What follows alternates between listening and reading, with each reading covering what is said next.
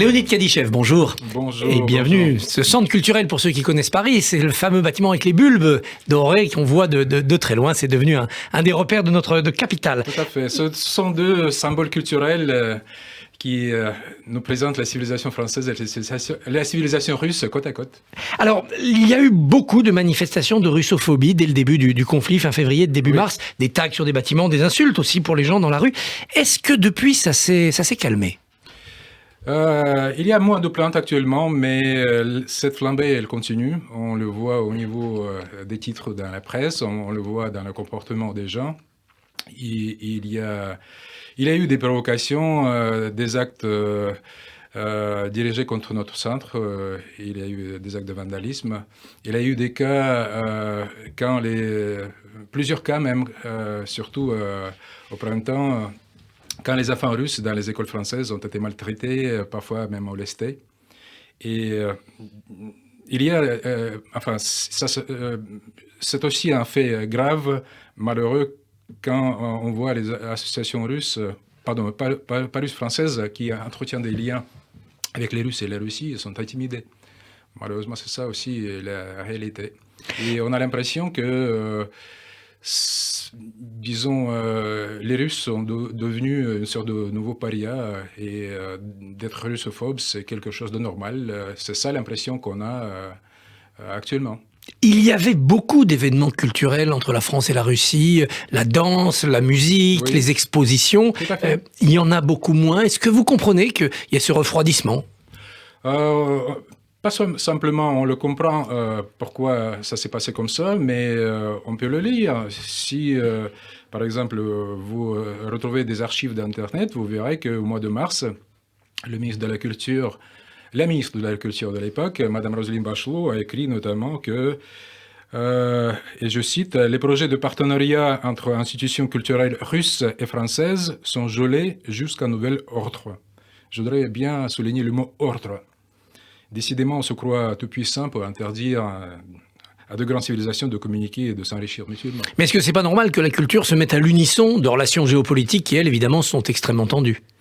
Vous savez, c'est propre pour le caractère national russe, pour notre mentalité, de respecter les cultures, les traditions d'autres peuples. Et je pense que la culture a toujours aidé l'humanité à sauver le monde.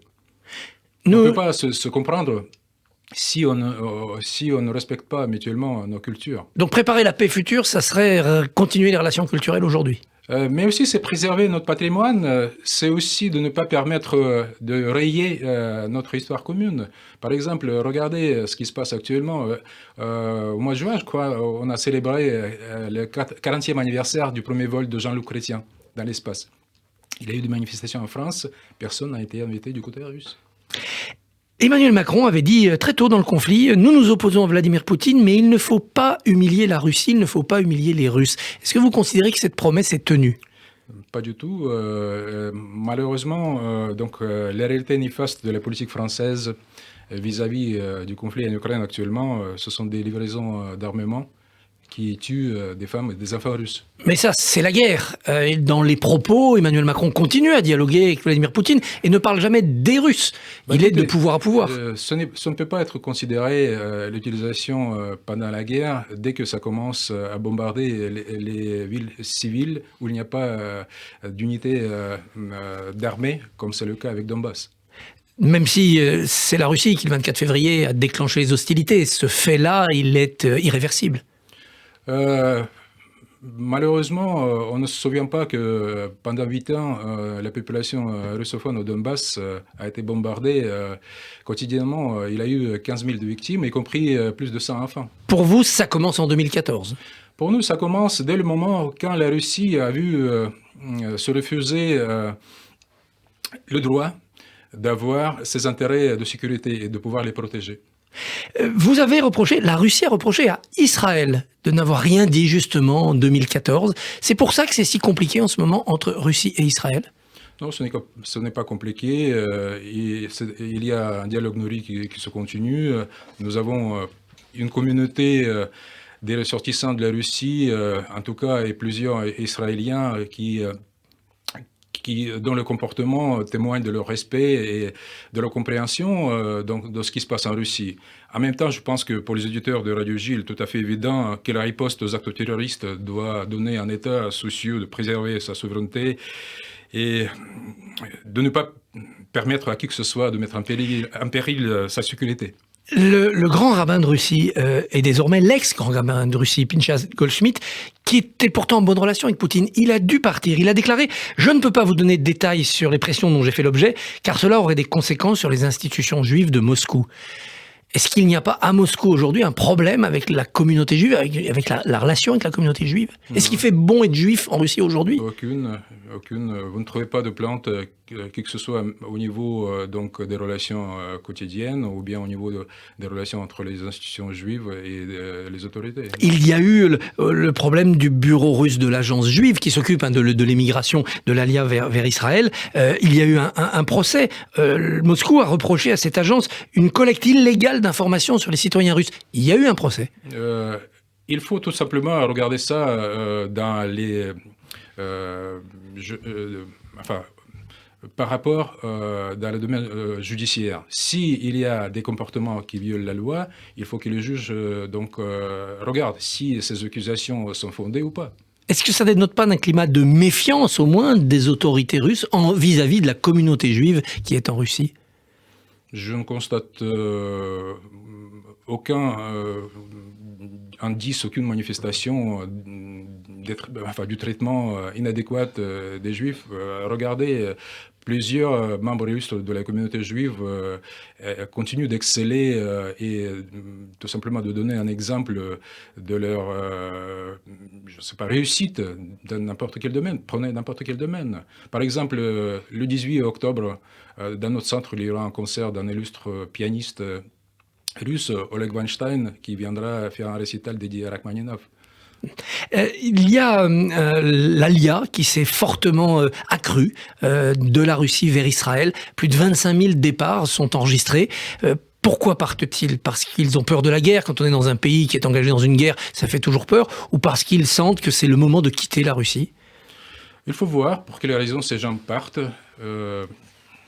Les fluctuations de départ et d'arrivée, ça c'est quelque chose de courant. Prenez par exemple la Géorgie, dans les deux sens, il y a donc les migrations périodiques de la population russophone. Qu'est-ce qu'un membre éminent de l'action culturelle russe peut dire aujourd'hui à des populations juives, à des artistes juifs pour qu'ils restent en Russie, qu'ils se sentent chez eux en Russie? Tout simplement qu'ils voient d'abord quel traitement est accordé aux artistes russes à l'étranger, quand ils sont chassés des scènes. Ça se compare. Vous pensez qu'aujourd'hui, être russe et essayer de faire son métier ailleurs, c'est devenu impossible? C'est devenu très très difficile. On demande des engagements d'appartenance à la position qui va à l'encontre des politiques russes. On demande aux artistes même de se prononcer publiquement ou de remplir un formulaire pour mettre par écrit donc ces prises de position. Je trouve que c'est pas normal. Cette pratique n'appartient pas à des sociétés démocratiques. On veut leur demander de prendre leur distance avec le régime parce qu'on pense que ça sera plus facile d'attirer les spectateurs. Imaginez des artistes français ou des artistes israéliens venant en Russie, on leur demande de remplir un formulaire avec la question « À qui appartient la Crimée ?» C'était un peu le cas sous la période communiste. On demandait aux artistes qui arrivaient en Russie souvent de faire allégeance. Je ne sais pas, je vous parle des temps actuels. Il y a une artiste très célèbre en Russie, Alla Pugatcheva, qui était la grande reine de la musique pop depuis des décennies, qui est partie. Après avoir critiqué l'action de la Russie en Ukraine, elle est allée en Israël. Elle écoute peut-être Radio J depuis Israël. Qu'est-ce que vous pourriez lui dire ce matin? Je pourrais lui dire que celle ou celui qui méprise son peuple, logiquement, se coupe de ce peuple. Elle a parlé des Russes, de ses concitoyens, comme des esclaves, des serfs. Elle se coupe de son peuple ou de celui qui dirige son peuple? Non. La Russie, ce ne sont pas des boulots. C'est le peuple, c'est la culture. Est-ce qu'il n'y a pas aussi la liberté de penser, la liberté de conscience de l'artiste? Souvent, les artistes pensent à part et c'est peut-être des signes à écouter. Personne n'a poussé à sortir, mais il y a eu plusieurs réactions tout simplement très émotionnels à leur propre méprisant.